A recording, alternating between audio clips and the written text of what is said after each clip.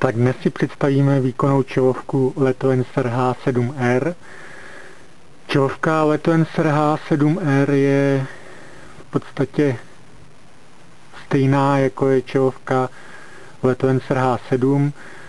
Přídavek R značí to, že čelovka umožňuje nabíjet akumulátory přímo uvnitř čelovky, respektive je dodávána s nabíjecími akumulátory a nabíječkou. Čelovka Letwenser H7R je dodávaná stejně jako čelovka H7 v praktickém pružném obale. Obal je na suchý zip. Čelovka, jak vidíte, je klasické konstrukce s bateriemi umístěnými vzadu na zátilku. To, čím je čelovka Letwenser H7R stejně jako čelovka Letwenser H7 unikátní, jsou její dvě funkce. První funkce je možnost plynulé změny šířky světelného kužele. Ta se provádí zde na reflektoru posunutím páčky. A druhou unikátní funkcí je plynulá regulace světelného výkonu, která se provádí posunutím páčky na bateriovém pouzdře, zde překlopením.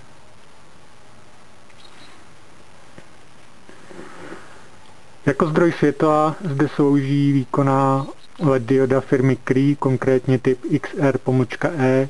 Je to 3W výkonná LED dioda se světelným tokem až 160 lumenů. Ta propůjčuje čelovce H7R do svit až 170 metrů v nejvýkonnějším režimu a maximální dobu svitu až 75 hodin, samozřejmě v režimu nízkého výkonu. Zde na pružném náhlavním pásku vidíme to, čím se čelovka H7R liší od své sestry čelovky H7.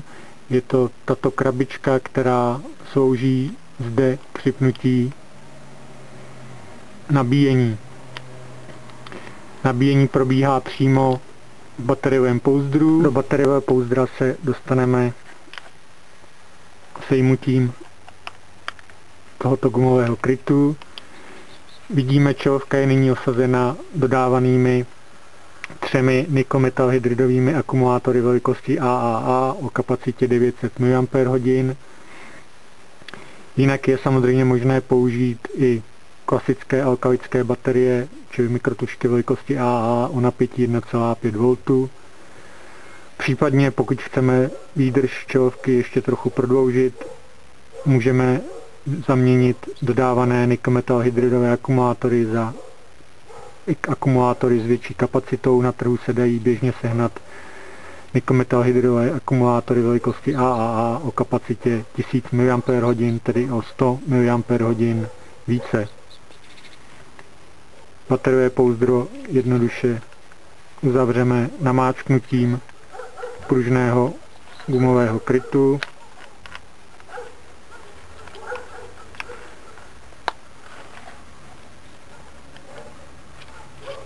A přetažením náhlavního pásku.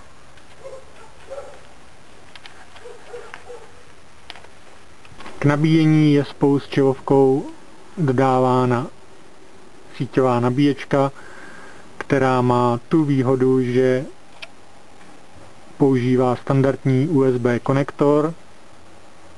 Díky tomu můžete pomocí tohoto kablíku dobíjet čelovku i z jakéhokoliv počítače nebo notebooku nebo solárního panelu, který má na výstupu standardní USB konektor. Na druhé straně je klasický jack mono, který se zasouvá do boxu na pružném pásku.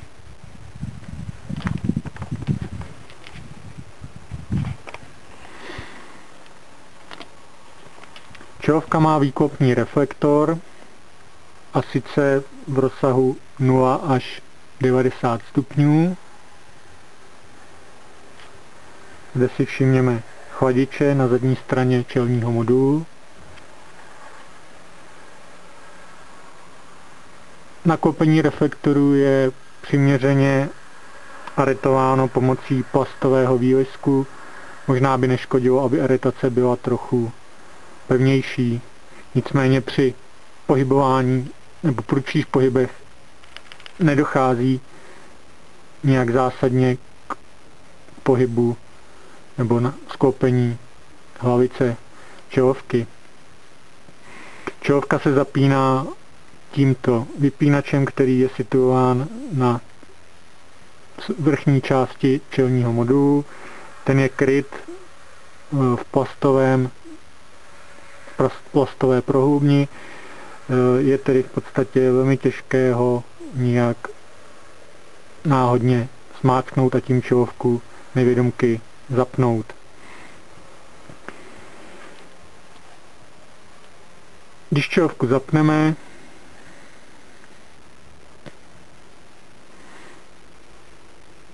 tak jak jsme si již ukázali, páčkou dole na reflektoru můžeme plynule měnit zoom, šířku světelného kužele a dále páčkou na bateriovém pouzdře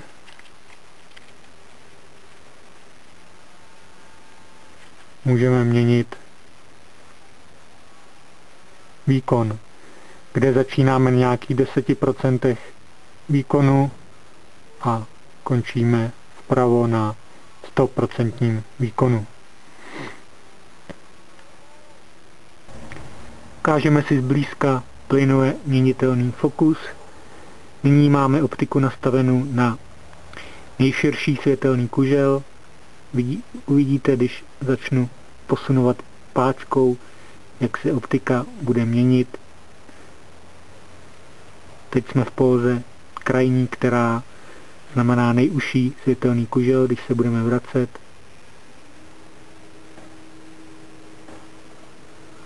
opět jsme na nejširším. Nejužší, nejširší. Stojím zhruba 2 metry od kamenné zdi, na které jsou pověšeny boty. Když čelovku zapneme, tak aktuálně mám nastavený nejširší kužel a maximální intenzitu světla. Když pohnu regulací intenzity, tak nyní zeslabuji, jsem zhruba v půlce, jsem zhruba ve třetině, až jsem skoro na nule. A zase zpátky zvyšuji intenzitu, přidávám až do maxima. To jsme si ukázali vliv plynulé regulace výkonu. Teď si ukážeme při maximálním nastavení výkonu vliv regulace, nebo ne regulace, ale nastavení směrování zoomu světelného paprsku, kdy z aktuálně nejširšího světelného paprsku nebo kužele můžeme pomalu a plynule díky měnitelné optice zužovat světelný kužel až takto na maximálně zúžený a zase zpět můžeme rozšiřovat pro maximální nasvícení prostoru do šířky. Při takto širokém kuželu, kdy jsme prakticky na maximu, je u této vzdálenosti 2 metry od zdi šířka kužele, nebo ne šířka, spíše průměr, asi 1,60 m. Ukážeme si to ještě jednou.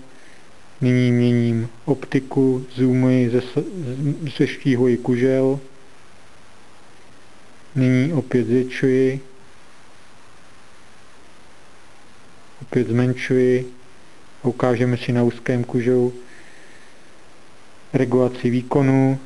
Plynule nyní stahuji výkon jsem zhruba v polovině, teď jsem zhruba ve třetině, až na nejmenší výkon, který je zhruba 10% maximálního výkonu, čili není to úplně 0. Nyní opět